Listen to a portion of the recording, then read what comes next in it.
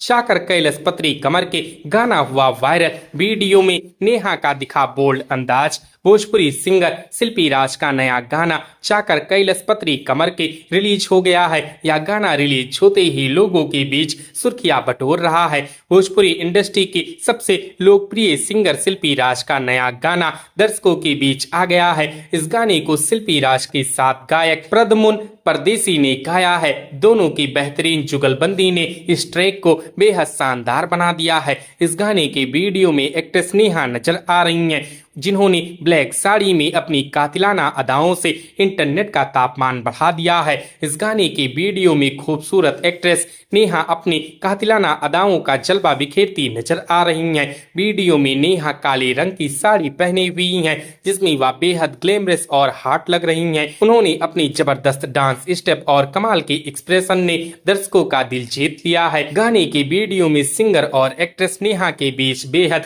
शानदार और जबरदस्त रोमांस देखने को मिल रहा है। दोनों कलाकार बहुत ही शरारती अंदाज में एक दूसरे को छेड़ते हुए नजर आती हैं। वीडियो में दिखाई गई उनकी यह रोमांटिक नोकझोंक और प्यारी केमिस्ट्री दर्शकों को अपना दीवाना बना रही है।